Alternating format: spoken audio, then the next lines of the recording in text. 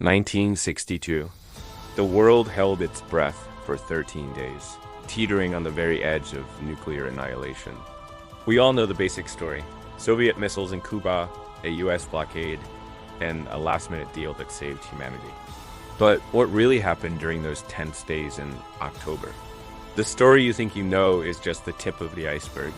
Beneath the surface lies a tangled web of secret negotiations, near misses, and moments of sheer, terrifying chaos that were deliberately hidden from the public for decades. This is the untold story of the Cuban Missile Crisis, a tale of how close we came to the end, and the surprising, often shocking, ways it was all resolved. Let's rewind. How did we get there? It all started with the Cold War, a global chess match between the United States and the Soviet Union in 1959. Fidel Castro's revolution brought communism to America's doorstep in Cuba, the U.S. response. The disastrous Bay of Pigs invasion in 1961, a failed attempt by CIA-trained Cuban exiles to overthrow Castro. This failure pushed Castro right into the arms of Soviet Premier Nikita Khrushchev.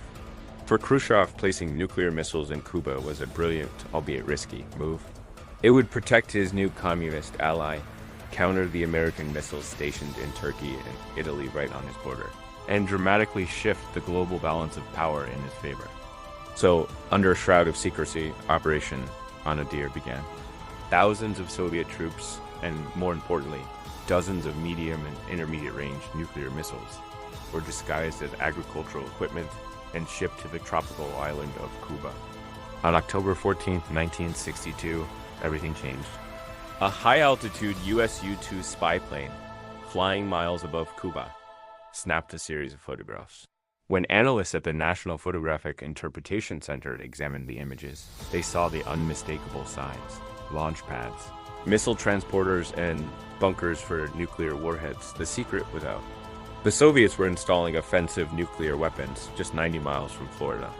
President John F. Kennedy was briefed on the morning of October 16th. The news was chilling. These missiles could strike Washington, D.C., New York, and major cities across the eastern United States in a matter of minutes, leaving no time for a response. The threat wasn't just abstract. It was immediate and existential. Kennedy immediately convened a small, secret group of his most trusted advisors, a group that would become known as the Executive Committee of the National Security Council, or EXCOM.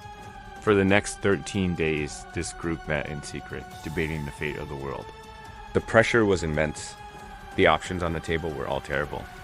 The military chiefs, led by the hawkish Air Force General Curtis LeMay, pushed for an immediate, massive airstrike on the missile sites, followed by a full-scale invasion of Cuba. They argued that anything less would be seen as a sign of weakness. But Kennedy was hesitant. He knew an attack could trigger a full-blown war with the Soviet Union. What if they missed a missile? What if the Soviets retaliated by seizing West Berlin? The potential for escalation was terrifyingly high. Other advisors, like Secretary of Defense Robert McNamara, favored a different approach, a naval blockade. They called it a quarantine to make it sound less like an act of war. The idea was to surround Cuba with US warships and stop any more Soviet ships from delivering military supplies. This would give Khrushchev a chance to back down without direct military conflict. While EXCOM debated in secret, the world remained oblivious. But the US military was quietly ramping up to its highest state of alert, DEFCON 2, one step short of all-out nuclear war. Strategic Air Command bombers were in the air 24/7, ready to strike the Soviet Union on a moment's notice. Submarines armed with nuclear-tipped torpedoes prowled the oceans. It was the largest military mobilization since World War II. On the evening of October 22nd, Kennedy went on television to address the nation and the world. He revealed the existence of the missiles, announced the naval quarantine of Cuba, and delivered a stark warning: any missile launched from Cuba against any nation in the Western Hemisphere would be regarded as an attack by the Soviet Union on the United States, requiring a full retaliatory response. The secret was out. The crisis was public, and the world was terrified. The next few days were the most dangerous. The quarantine line was in place. Soviet ships, some likely carrying more missile components, were steaming towards it. Would they stop? Or would the US Navy be forced to fire on them, potentially starting World War III? People around the world watched, waited, and prayed. Families built makeshift fallout shelters in their backyards. Schools ran duck and cover drills. The atmosphere was thick with fear. Inside the White House, the tension was unbearable. Kennedy and his team were working around the clock, exhausted and unimaginable stress. They were receiving conflicting intelligence and dealing with pressure from all sides. Communication with the Soviets was slow and difficult, conducted through official channels and secret back-channel communications.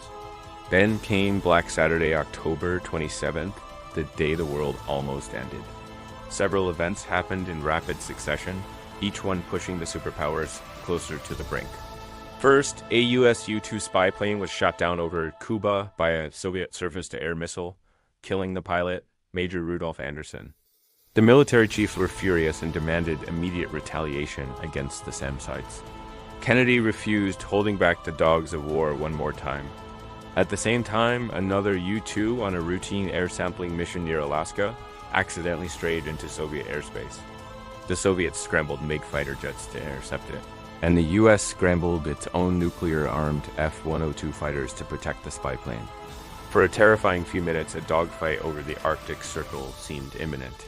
But the most dangerous incident of all happened deep beneath the waves of the Sargasso Sea, near the quarantine line. The US Navy was tracking a Soviet B-59 submarine. To force it to surface, the destroyer USS Beale began dropping small, non-lethal depth charges, a standard signal. But the crew of the B-59 had been out of contact with Moscow for days. They were running low on air and battery power. They didn't know these were just signaling charges. They thought they were under attack. The submarine's captain, Valentin Savitsky, panicked and ordered the crew to prepare their secret weapon, a torpedo with a 15-kiloton nuclear warhead, roughly the size of the Hiroshima bomb. Launching this torpedo required the unanimous agreement of the 3 senior officers on board. The captain and the political officer both agreed to launch. The world's fate came down to one man, Vasily Arkhipov, the flotilla's chief of staff. Despite the immense pressure, Arkhipov refused to authorize the launch. He calmed the captain down and argued they should surface to await orders from Moscow. Arkhipov's cool head single-handedly prevented a nuclear exchange that would have almost certainly escalated into a full-scale global war. The world owes him a debt it can never repay. While these near disasters were unfolding, a frantic and bizarre back-channel negotiation was taking place. 2 letters arrived from Khrushchev. The first, arriving on Friday night, was long, emotional, and rambling. In it, Khrushchev offered to remove the missiles in exchange for a US pledge not to invade Cuba. But the next morning, a second, more formal and harsher message arrived. This one added a new demand, the removal of US Jupiter missiles from Turkey. This second letter created confusion and division within XCOM. Was Khrushchev upping the ante? Was he no longer in control? In a stroke of genius, Robert Kennedy, the president's brother and attorney general, suggested a clever tactic. Simply ignore the second, tougher letter and respond only to the more conciliatory first one. It was a gamble, but it was their best shot. So, on the evening of Saturday, October 27th, Robert Kennedy met secretly with Soviet ambassador Anatoly Dobrinin. He carried a message. The US would publicly accept the terms of the first letter. The Soviets would remove the missiles under UN supervision, and the US would promise not to invade Cuba. But then, Robert Kennedy made a secret verbal offer, a part of the deal that would remain hidden for decades. He told Dobrinin that the Jupiter missiles in Turkey, which were obsolete anyway, would be removed. But this had to be a secret. It couldn't look like a trade, or it would fracture the NATO alliance. The US needed to appear strong. The deal was struck. The next morning, on October 28th, Radio Moscow announced that the Soviet Union had agreed to dismantle the missile sites. The crisis was over. A wave of profound relief washed over the world. In the aftermath, both leaders tried to frame the outcome as a victory. Kennedy was hailed as a hero who stood firm against Soviet aggression. Khrushchev, on the other hand, was seen as having backed down. The humiliation contributed to his removal from power 2 years later. But in reality, it was a compromise, a secret one. Both sides gave something up to pull the world back from the brink.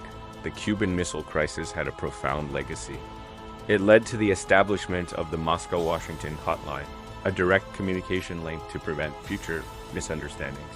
It was a catalyst for the Limited Nuclear Test Ban Treaty of 1963, and it served as a terrifying lesson in the dangers of nuclear brinkmanship, showing both superpowers just how easily a conflict could spiral out of control. The story of those 13 days is a reminder of the fragility of peace and the critical importance of diplomacy, communication, and calm leadership in the face of unimaginable pressure. It's a story of secrets, lies, and near misses, but ultimately, it's a story of survival. Thanks for watching.